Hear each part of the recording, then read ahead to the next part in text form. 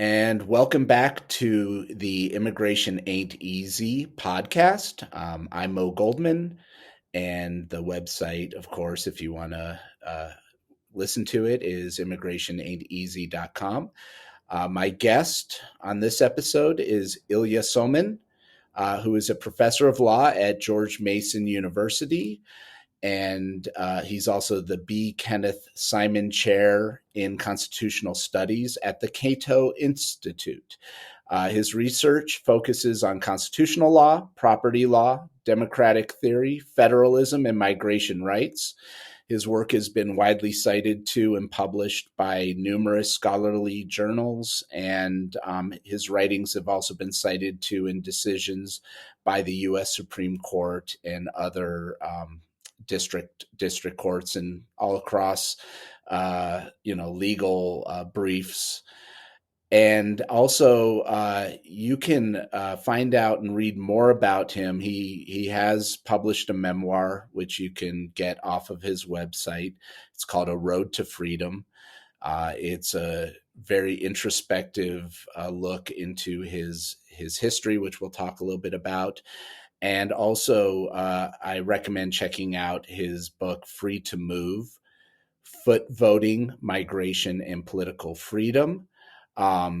Where can somebody get that book? Is that something that can be purchased on Amazon? Yes, it can be purchased on Amazon or on Barnes & Noble or at the Oxford University Press website. Oxford University Press is the publisher.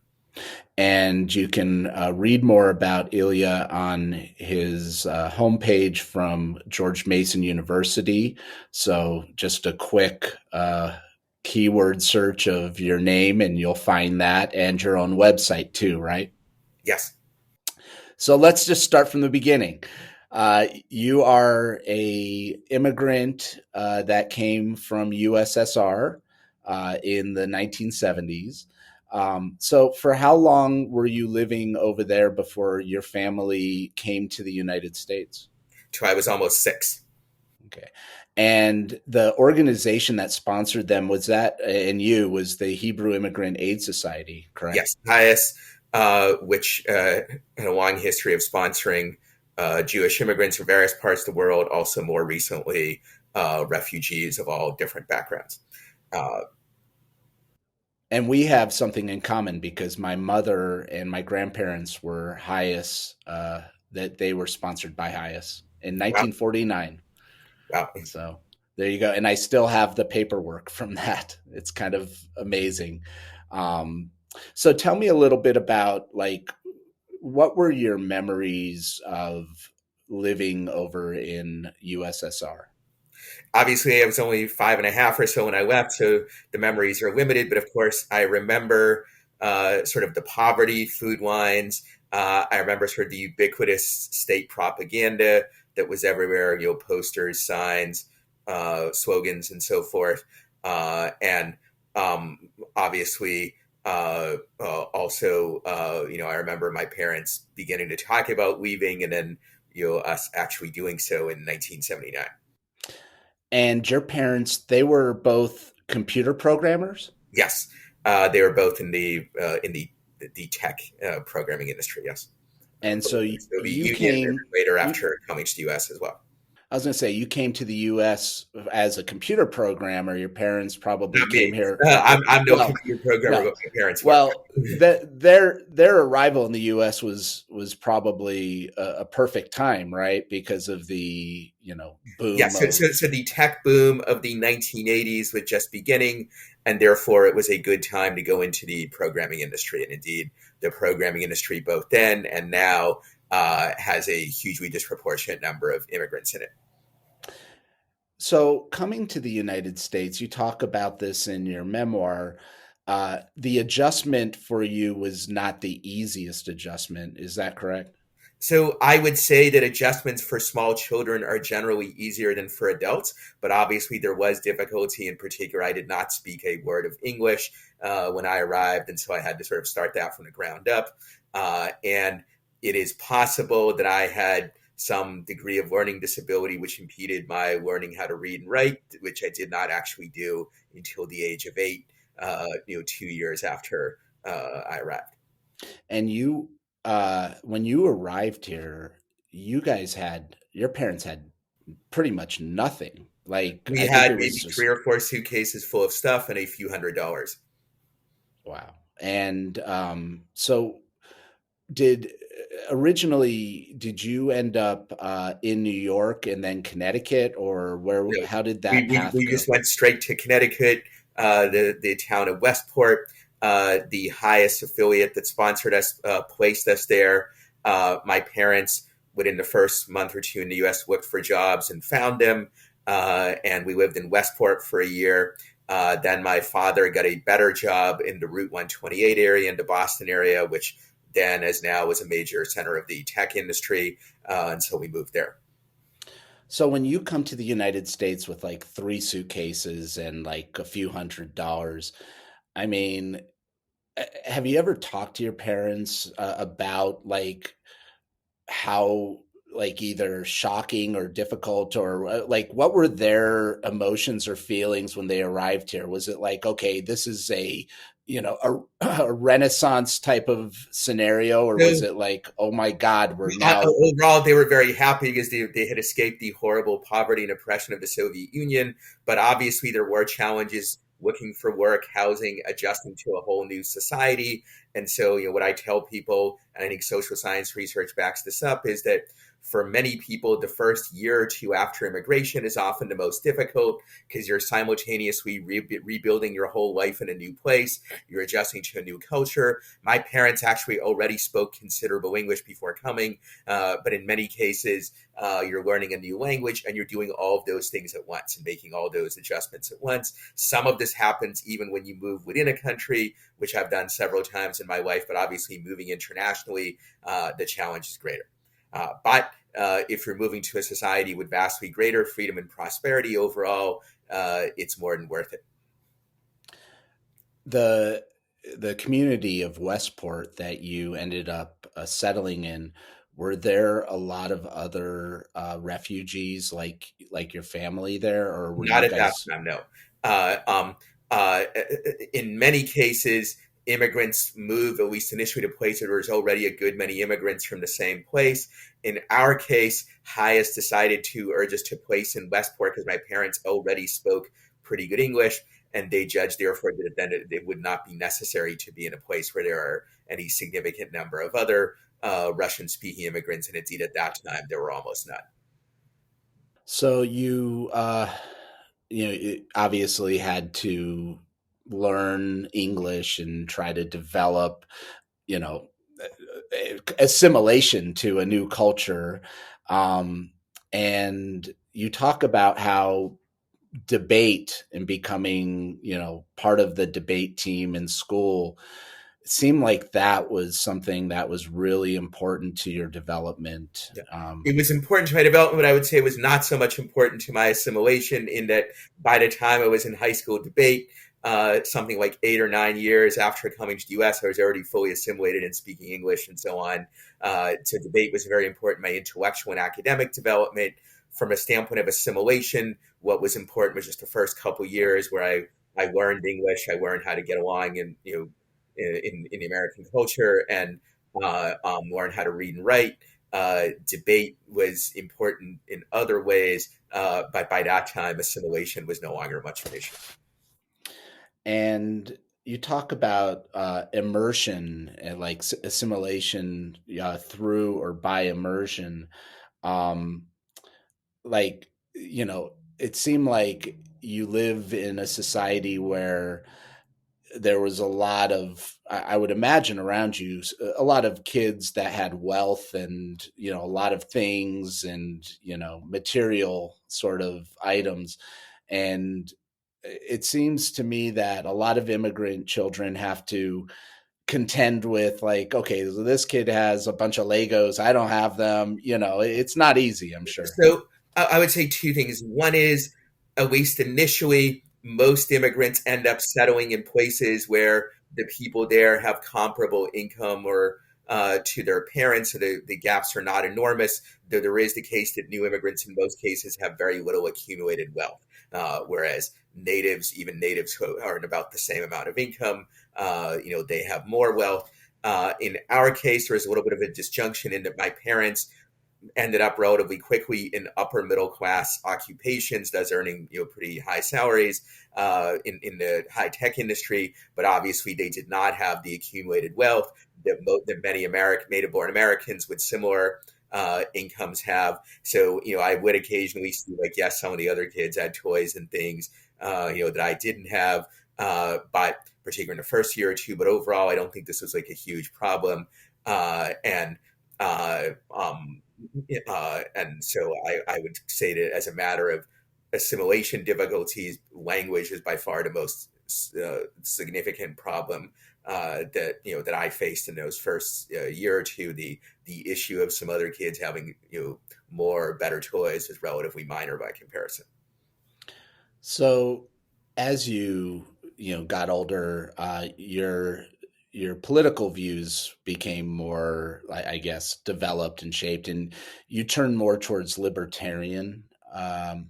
And you talk about how you read the book "Theory of Justice" by John Rawls, and who was a liberal political theorist, wrote this, published this book, was well known.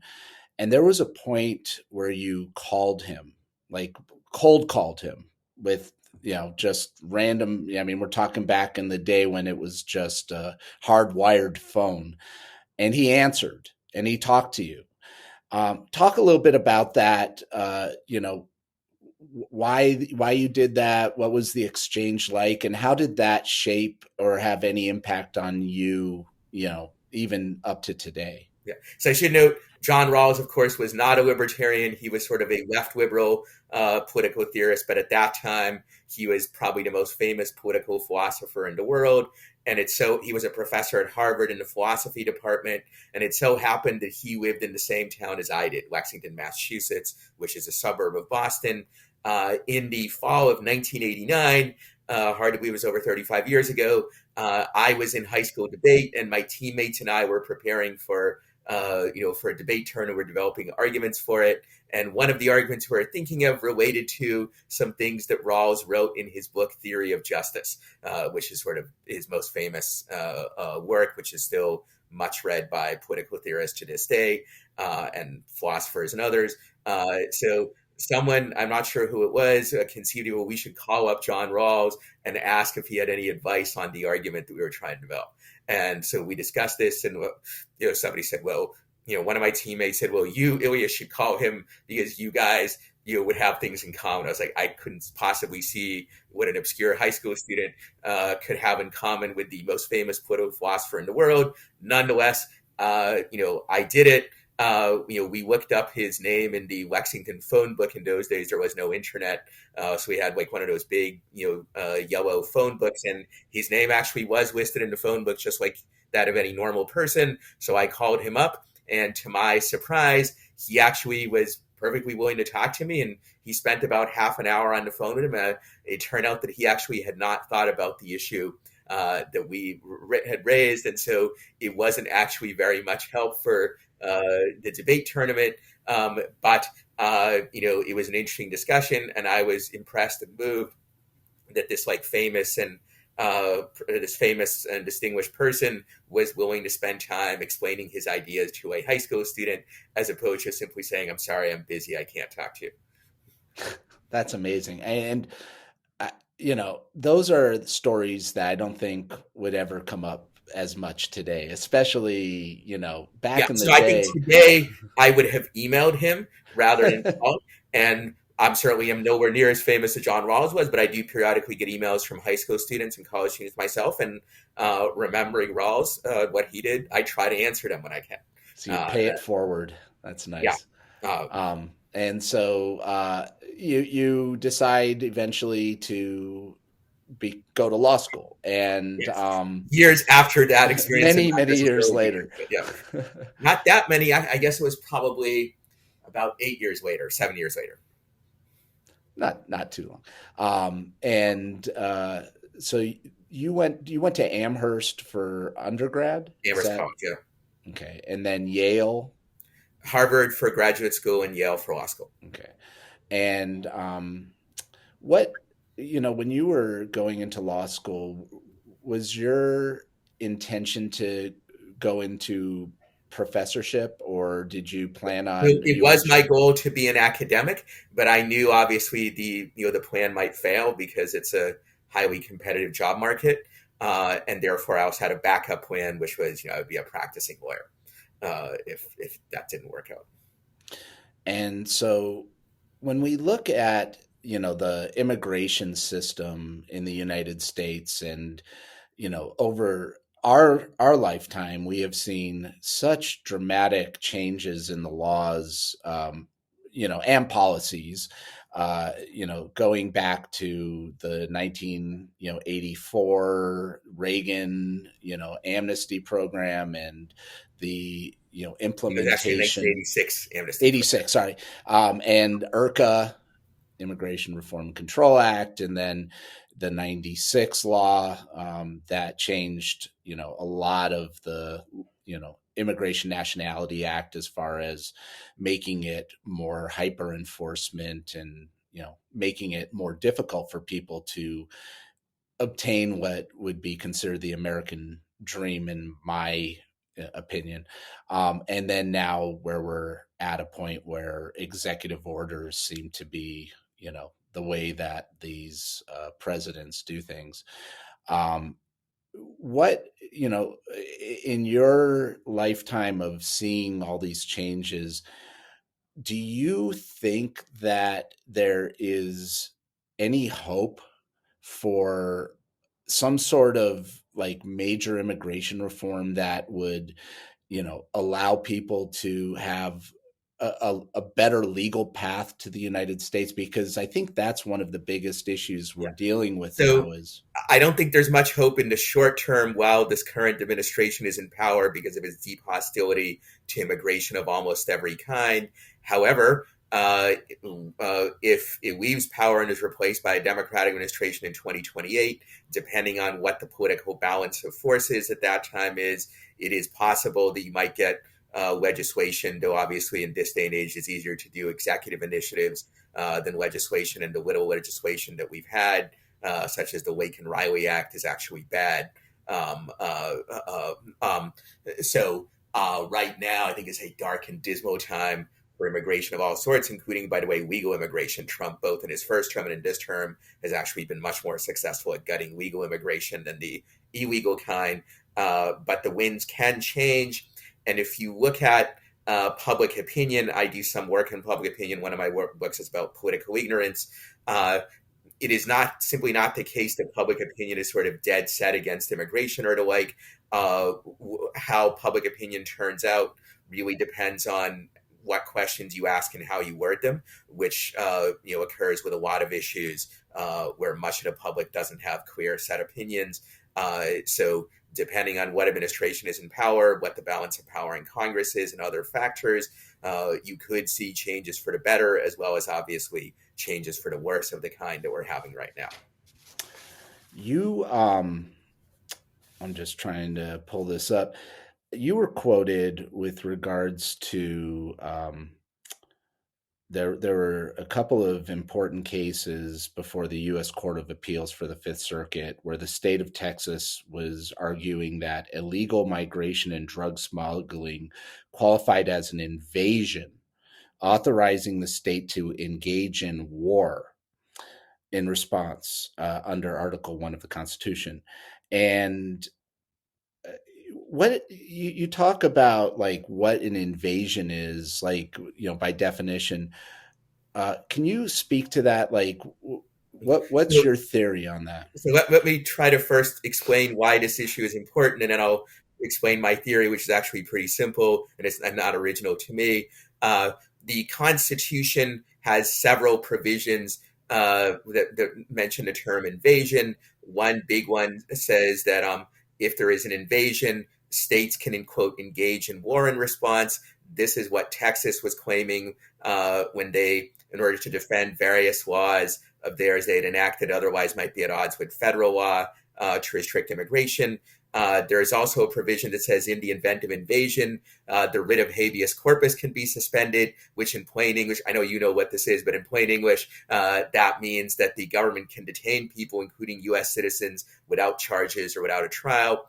And also, there is the guarantee clause, where the federal government is required to protect states against invasion. And if illegal migration qualifies as invasion, then states could engage in war pretty much any time in response. We almost always have significant amounts of illegal migration. Similarly, the federal government could suspend a writ of habeas corpus pretty much any time they wanted, because there's almost always significant amounts of illegal migration. And the federal government potentially could wage war as well. And it is pretty obvious from both common sense and from the founding era materials that we have that illegal migration and drug smuggling do not qualify as invasion. An invasion, as James Madison said, is an operation of war. That is an organized armed attack, like what Vladimir Putin did to Ukraine or what Hamas did to Israel, not simply people engaging in drug smuggling or illegal migration. If there was this power to say that anytime there's illegal migration or drug smuggling, that qualifies an invasion, this is surely something that would have been raised at the time of the founding, and people would have been concerned about it, especially given that this triggers the power to suspend a writ of habeas corpus, and British violations of the writ of habeas corpus was actually one of the major grievances that led to the American Revolution. So it's pretty obvious from founding era materials and from the text of the Constitution that this argument is wrong. However, it has been taken up not only by the state of Texas, but now by the new Trump administration, which is trying to use this claim as an excuse to override various federal immigration laws that otherwise, might constrain their efforts to restrict immigration. And I think, if you were going to play the other side argument, I guess they're going to say, well, these caravans are tantamount to an invasion, like these migrant caravans. Yes, I'd say first, most migrants are not in caravans. Second, I know. There's no, even if they are, there's no organized armed attack, No. and therefore it's not an invasion. And we had a process for them under the CBP1 app, which was the app that they were supposed to legally the Trump administration process. has terminated. It was not a perfect process, and I think the Biden administration erred in not doing more to make legal migration easier. They took some steps, but not enough. I wrote about this under Biden. But regardless, whether people are in a caravan or more commonly in small groups or as individuals, it still does not qualify as an invasion. Pivoting to birthright citizenship.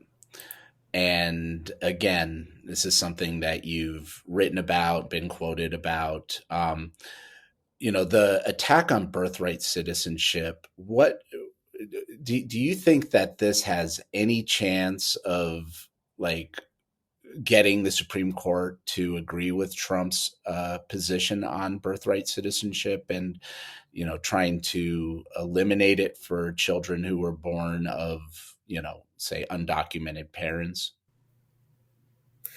So I think the odds are against the Supreme Court deciding that. Obviously, since we're only in the early stage of this litigation, it can't be ruled out. However, all four courts that have so far considered, both Republican-appointed judges and Democratic ones, have ruled against the administration on this. And I think the weight of textual and historical evidence is also against them. For listeners who may not know, Section 1 of the 14th Amendment says that anyone born in the United States and, quote, within the jurisdiction of the United States is entitled to birthright citizenship. And I think the fairly obvious meaning of under the jurisdiction simply means that there are people subject to U.S. laws. And there have been various efforts to try to get around this, but all of them have many problems, including the fact that and many of these theories, if it were taken seriously and applied consistently, it would undermine the main purpose of this citizenship clause, which was to grant citizenship to freed slaves and their children in the immediate aftermath of the Civil War.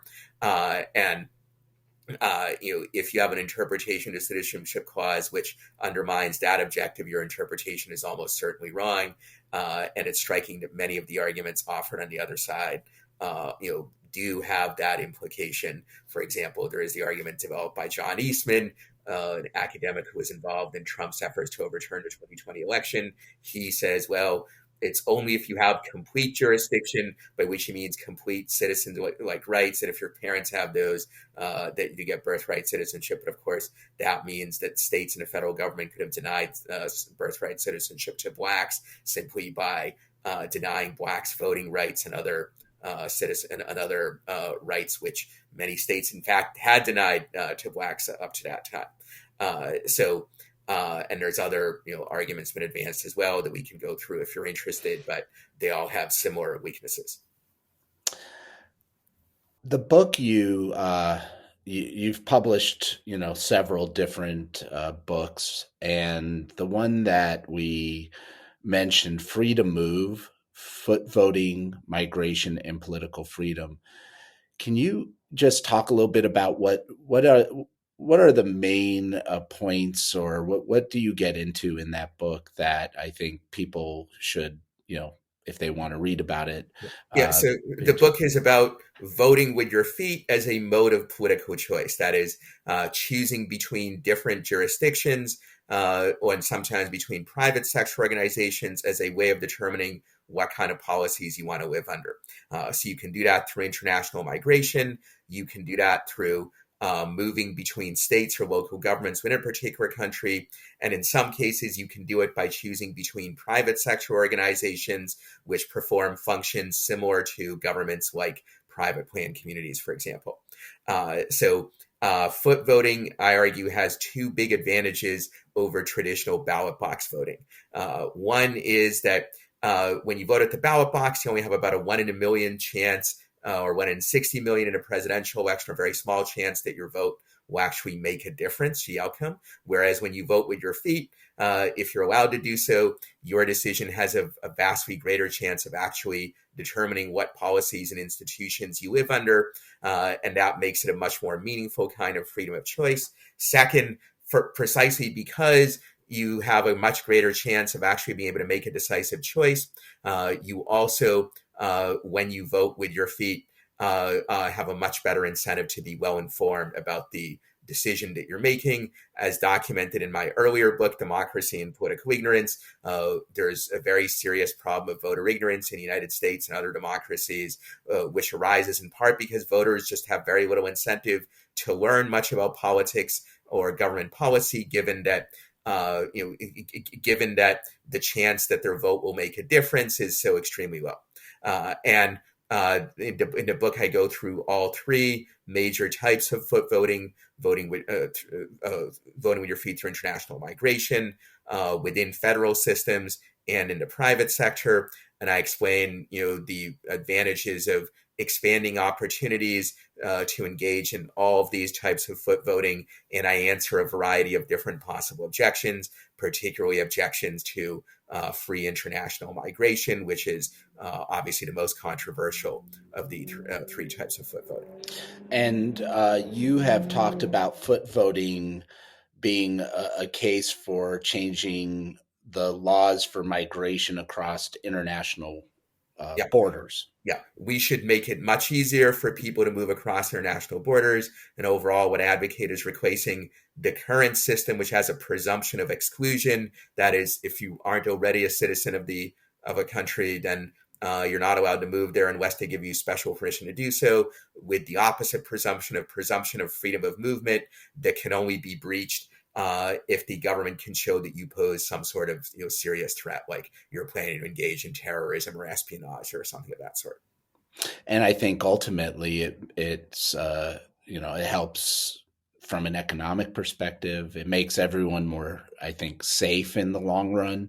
When we look at what's happening right now, if you're going to give ICE basically a blank check to do interior enforcement, on steroids, they're just going to be going after primarily people who are not threats, not security risks. Yeah, so I would say a couple of things on this. With regard to security risks, obviously they're never zero in any large group of people. There are some criminals. However, the crime rates for immigrants, including illegal immigrants, is actually lower than that of native-born Americans. And so it makes no sense to sort of prioritize immigration restrictions if you're going to, if all you want to do is reduce violent crime and property crime.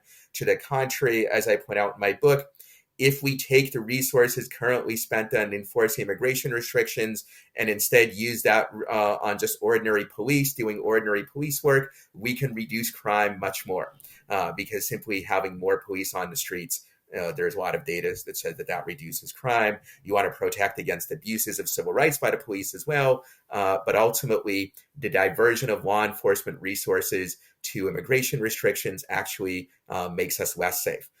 Because you're targeting a population which has a lower crime rate and you're using up resources that could instead be used in going after actual murderers, rapists, thieves, and so on. Mm-hmm.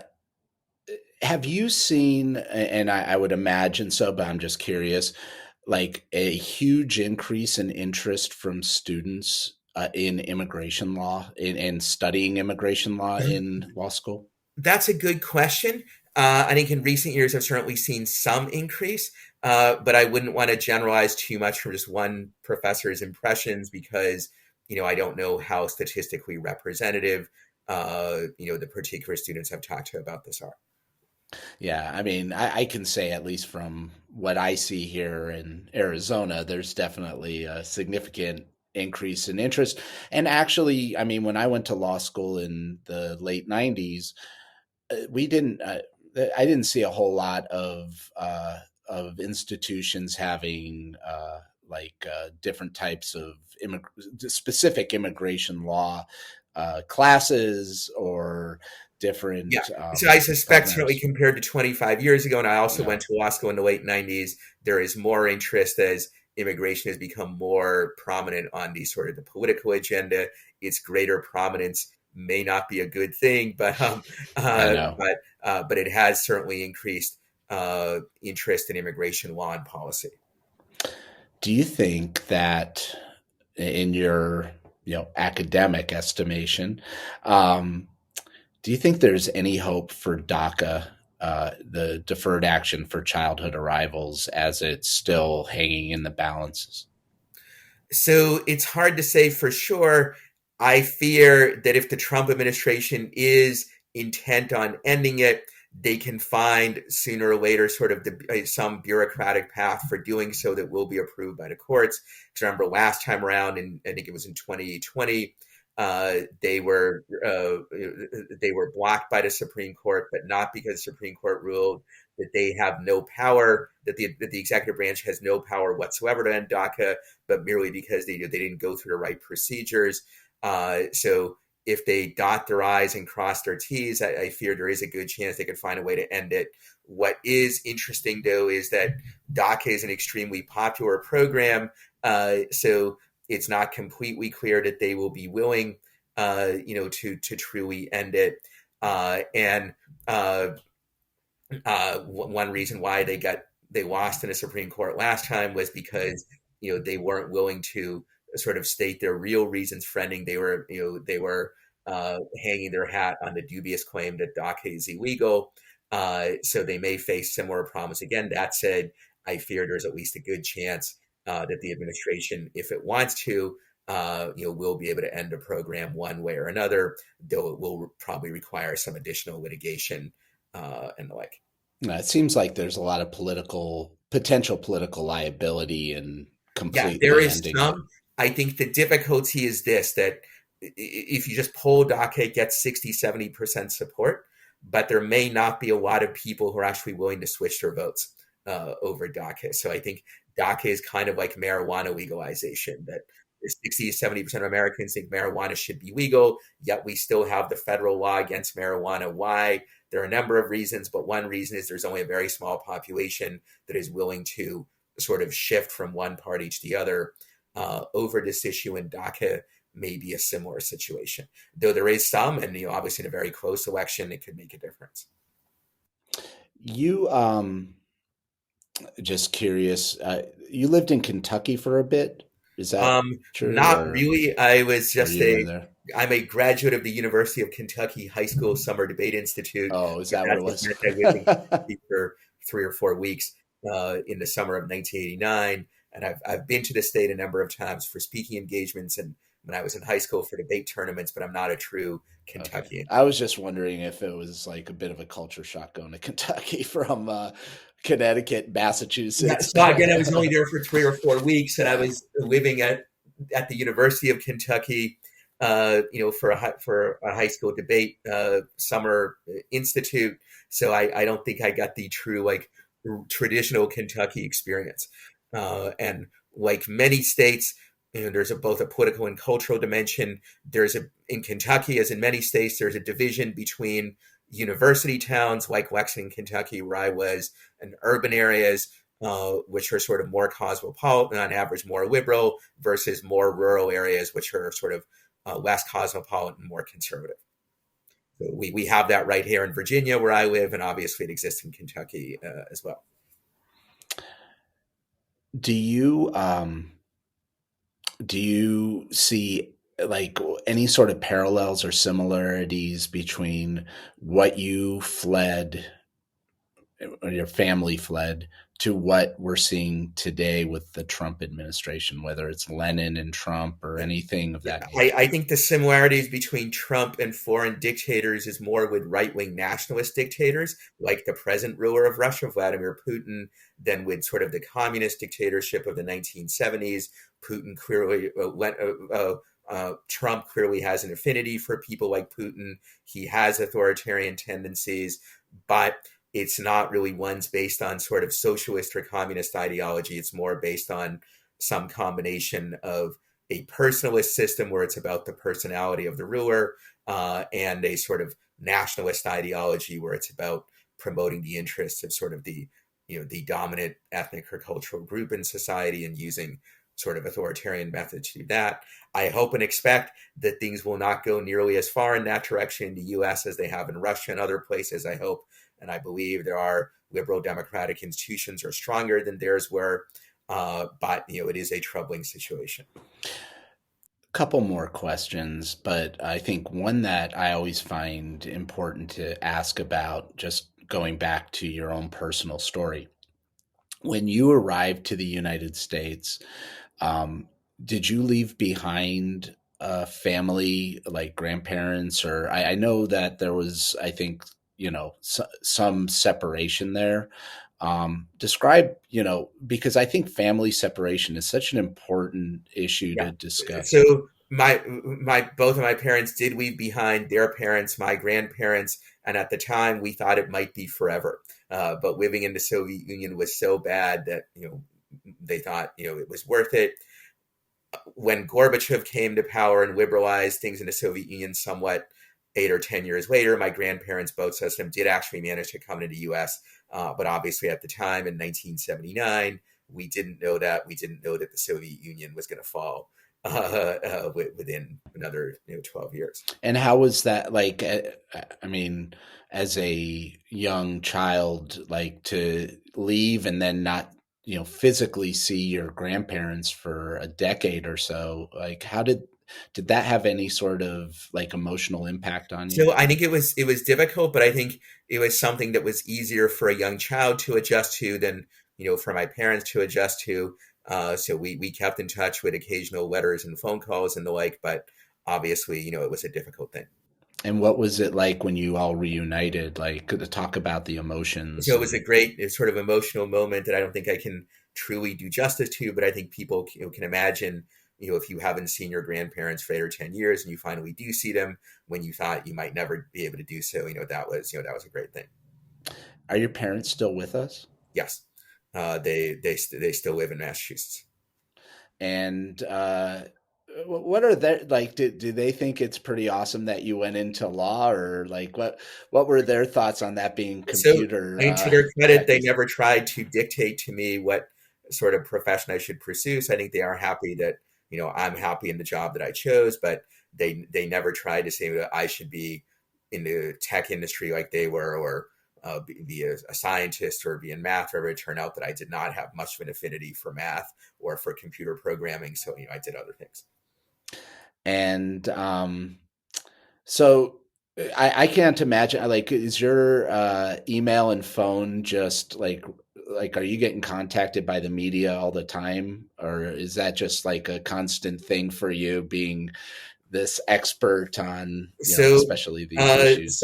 so certainly I do get more media attention when obviously immigration law and Yeah, policy issues come up, as they have come up a lot, unfortunately, in recent weeks, and sometimes also with some of my other areas of expertise like federalism and property rights and the like. So, I've talked to media about various things for many years, but obviously, the two Trump administrations, one might say, has made my media presence great again, if you want to call it that.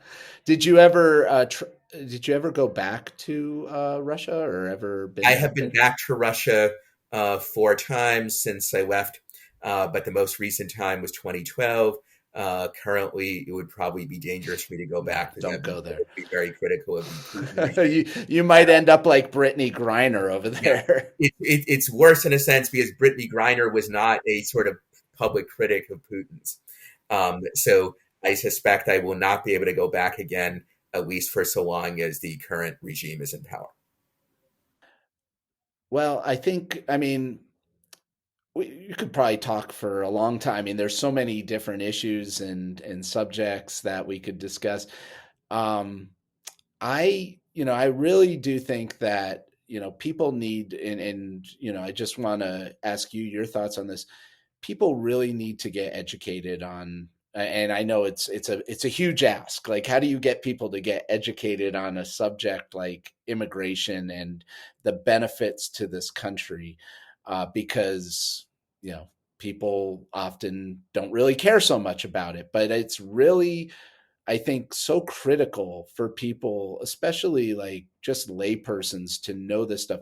Like, for a layperson who's not going to sit and read your book, or go into the weeds of reading about the visa bulletin and the visas and stuff, like, do you think what do you think is the best resource for people to learn about Yeah. this? So it's a great question. Obviously, there's many dimensions to immigration issues, but a good article that's relatively short is by my George Mason University colleague Michael Clemens, called "$1 Trillion Bills on the Sidewalk," where he shows, using fairly simple analysis, and it's a relatively short article, that if we had free migration rights throughout the world GDP would double. That is, would be twice as productive as it currently is, because many people would be able to move to places where they're more productive. That obviously would benefit the immigrants, but it also enormously benefits even native-born citizens of receiving countries, because some of that wealth, much of it, will go to them. And this follows from the fact that so many millions of people are trapped in poverty because of the bad political and economic institution of the countries they're born in. But it also follows from the fact that immigrants disproportionately contribute to scientific innovation, entrepreneurship, and economic and scientific advances of almost every type. So a very large proportion of all American Nobel Prize winners in the sciences are either immigrants or children of immigrants. Many of the major innovators in the tech industry and other advanced industries are immigrants and so forth. So there's an enormous benefit not just to immigrants, but also to natives. I go into this in an article of mine called Immigration and the Economic Freedom of Natives. But if you want a less academic article, I wrote a piece that's pretty short for the Regulatory Review about 5 years ago that makes these points. If you just Google my name and Regulatory Review, you can find that piece, which is pretty short. But I recognize, obviously, that there's many voters have weak incentives to learn about government and public policy, including immigration Mhm. policy, and obviously I also recognize that many of them are just busy with other things, and that's part of the reason why the incentives are weak. Exactly. And you said it was Professor Michael Clements? Clemens, Clemens, $1 trillion Clemens. bills on the sidewalk. And also, I recommend checking out David Beer's flowchart.